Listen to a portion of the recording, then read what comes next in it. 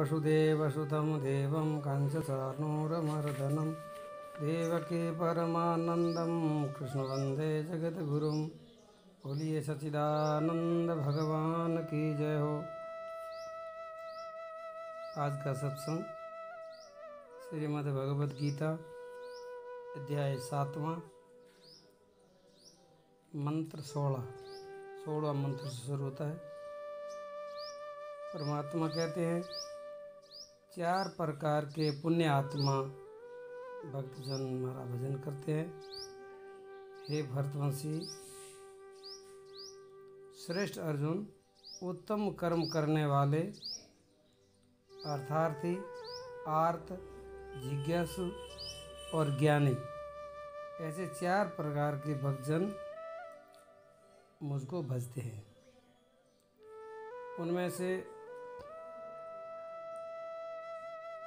नित्य मुझ में एक ही भाव में स्थित अनन्य प्रेम भक्ति वाला ज्ञानी भक्त अति उत्तम है, क्योंकि मुझको तत्व से जानने वाले ज्ञानी को मैं अत्यंत प्रिय हूँ और वह ज्ञानी मुझे अत्यंत प्रिय है। तत्व से जानने वाले, तत्व की जब भगवान बात कहते हैं तो इसका मतलब वो परमात्मा की तरफ इशारा है। परमात्मा ही तत्व है, इसीलिए कृष्ण कोई मनुष्य नहीं है, वो सच्चिदानंद घन परमात्मा है,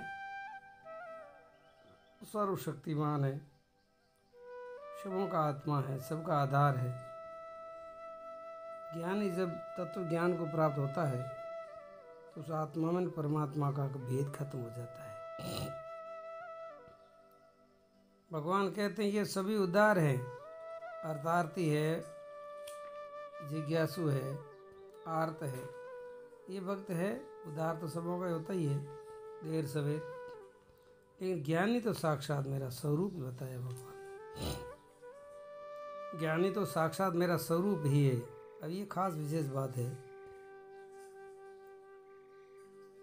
ज्ञानी महात्मा में और परमात्मा में कोई अंतर नहीं है, और जो अंतर देखता है वो ज्ञानी है। जो ज्ञानी महात्मा ब्रह्म स्वरूप हो जाता है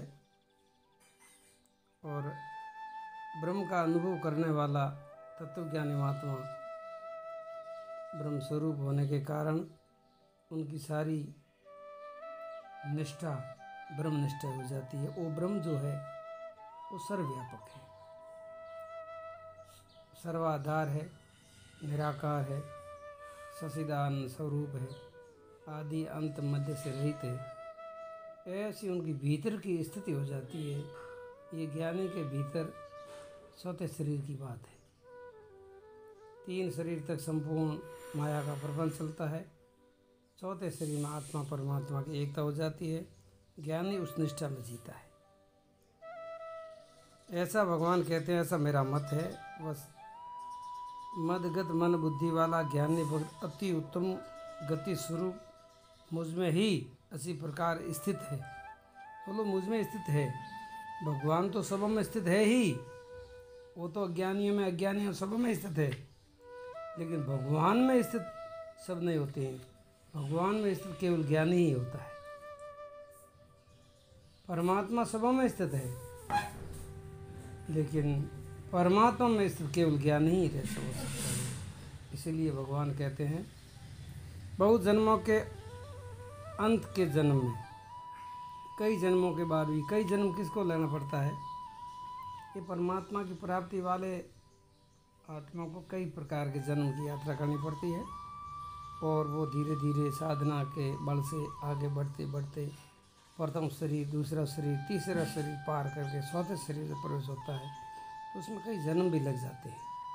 अंत में जन्म में तत्व ज्ञान को प्राप्त हुए पुरुष सब कुछ वासुदेव ही है, इसी प्रकार मुझको भजता है।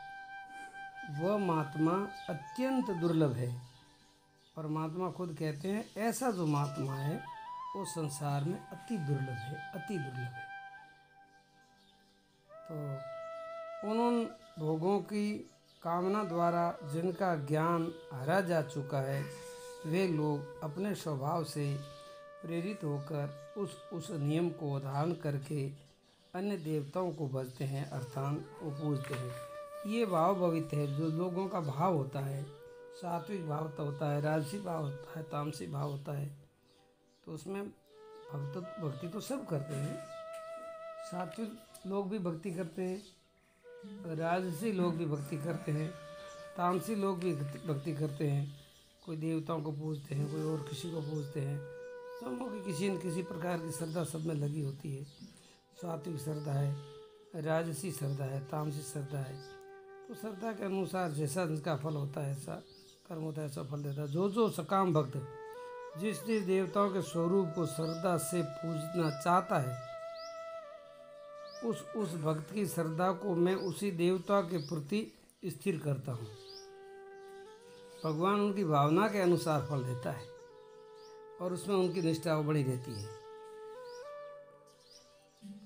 अब बताते हैं, वह पुरुष उस श्रद्धा से युक्त होकर के उस देवता का पूजन करता है और उस देवता से मेरे द्वारा ही विधान किए हुए उन इच्छित भोगों को निसंदेह प्राप्त भी करता है।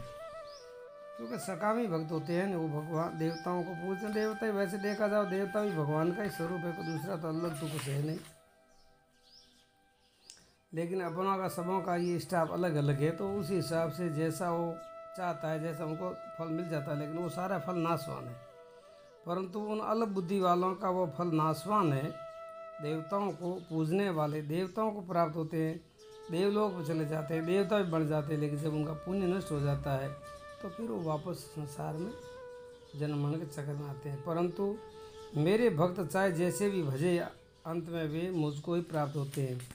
ऐसे भक्त होते हैं कि मुझे भगवान के सिवाय कुछ नहीं चाहिए, तो वो आखिरी में परमात्मा में मिल जाते हैं और उनको संसार में नहीं भटकते। बुद्धिहीन पुरुष मेरे अनुत्तम अविनाशी परम भाव को न जानते हुए मन इंद्रियों से परे मुझ सच्चिदानंद घन परमात्मा को भली भांति मनुष्य की भांति जन्म कर व्यक्ति भाव को प्राप्त हुआ मानते हैं।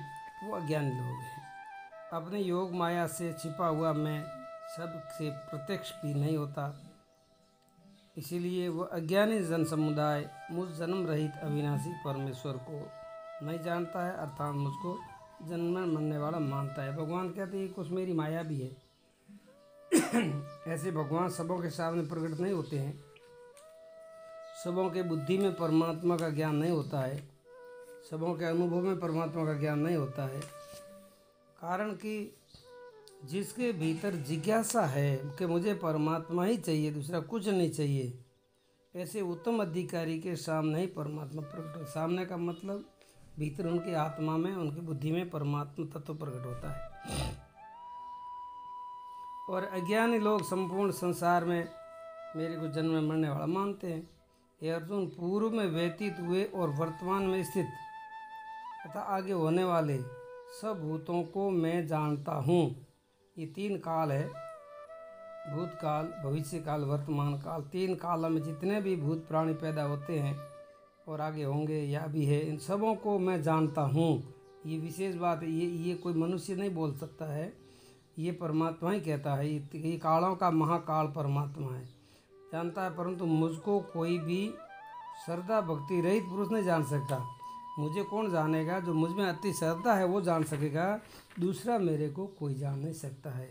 ये विशेष बात है। भगवान में जिनकी उत्तम श्रद्धा है, वो आस्था है और उनके लिए प्रयत्न करता है, पुरुषार्थ करता है, वही परमात्मा को जान सकता है।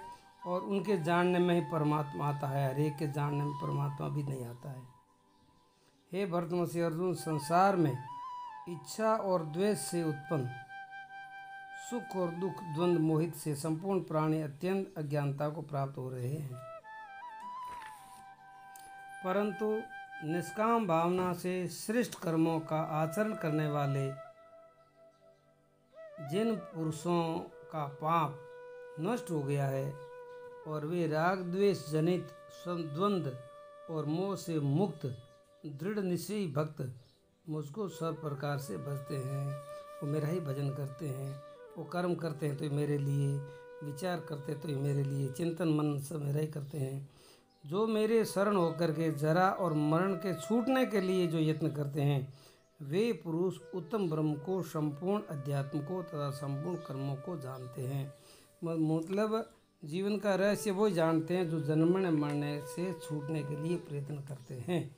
जो पुरुष अधिभूत अधिदेव के सहित तथा अधियज्ञ के सहित सबका आत्म स्वरूप मुझे अंत काल में ही जानते हैं, वे युक्त चित्त वाले पुरुष मुझे ही जानते हैं अर्थात मुझे प्राप्त होते हैं, इसमें कोई संशय नहीं है। श्रीमद् भगवद गीता सोपनिषद ब्रह्म विद्या योग शास्त्र श्री कृष्ण अर्जुन संवादे ज्ञान विज्ञान योगो नाम सप्तमो अध्याय। हरिओम तत्सत, हरिओम तत्सत, हरिओम तत्सत। आज का सत्संग यहाँ विराम। ये गीता का ज्ञान सर्वोपरि ज्ञान है, सर्वश्रेष्ठ ज्ञान है, सर्वहितकारी है, सबों का कल्याणकारी है। मनुष्य मात्र का इसमें अधिकार है और अपने परिवार का, समाज का अगर कोई भला चाहता है तो गीता के आधार चलने से ही हो सकता है, अन्यथा भटकते रहो, दुख पाते रहो, बार बार जन्मते रहो, बार बार मरते रहो। संपूर्ण दुखों से छुटकारा गीता ही प्राप्त करा सकती है। इसीलिए गीता माता के शरणों प्रणाम करते हुए सर्व धर्म प्रेमी सज्जनों, गीता प्रेमी सज्जनों, आप सबों को हार्दिक शुभकामना है कि आप ऐसा गीता का ज्ञान बार बार सुनते रहें और अपने मित्रों को, अपने ग्रुप को आगे शेयर करते रहें, ताकि आपका पुण्य बढ़ेगा और उनका भी पुण्य बढ़ेगा। सबका परमात्मा भला करे। हरिओम।